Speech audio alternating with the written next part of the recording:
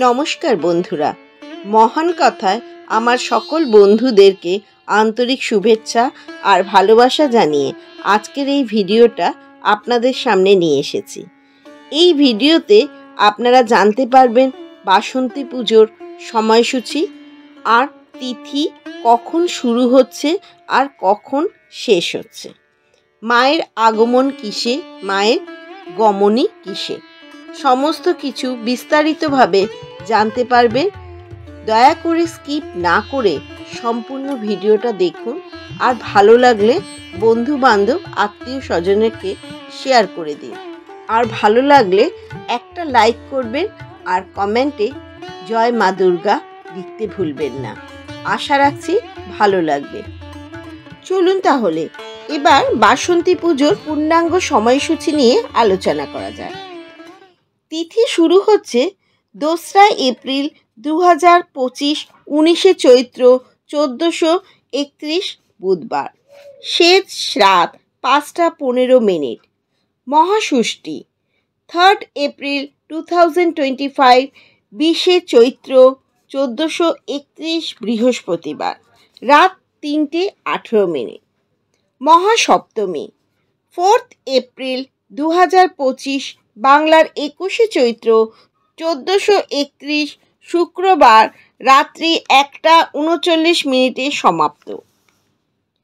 মহা Ashtami 5th April 2025, 22শে চৈত্র 1431 শনিবার, রাত 12টা 23 মিনিটের মধ্যে। সন্ধি পুজো। সন্ধি পুজো আরম্ভ রাত্রি 12টা বেজে 23 মিনিট। বলিদানের সময় 12টা 23 মিনিট। 12টা 47 মিনিটে সন্ধি পুজো সমাপ্ত। রামনবমী 6th এপ্রিল 2025, 23শে চৈত্র 1431 রবিবার, রাত 11টা 32 মিনিটের মধ্যে। দেবীর আগমন দোলায়, যার ফলস্বরূপ মড়ক।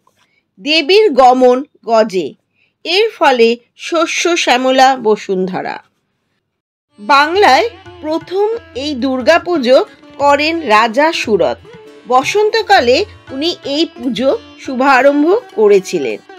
আমরা যে শরৎকালে পুজো দেখি সেটা হলো অকাল বোধন। শ্রী রামচন্দ্র এই পুজোর প্রচলন করেন, কিন্তু বাসন্তী পুজো রাজা সুরতই প্রথম করেন, যিনি কিনা ক্ষত্রিয় বংশের রাজা ছিলেন, খুবই সাহসী এবং সুশাসক, যার সম্পর্কে আমরা শ্রী শ্রী চণ্ডীতে রাজা সুরত সম্পর্কে আমরা জানতে পারি।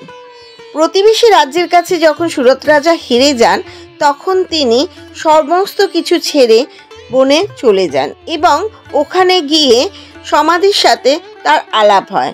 সমাধিও ছিলেন তার স্ত্রী, সন্তান তাকে পুরোপুরি ঠকিয়ে সমস্ত রাজ্য তাদের থেকে কেড়ে নিয়েছিল।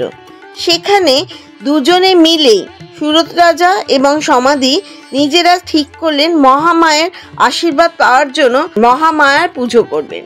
অবাঙালিরাও নবরাত্রিতে এই পুজো করে থাকে, আবার বাঙালিরাও মা দুর্গারূপী বাসন্তী পুজো করে থাকেন।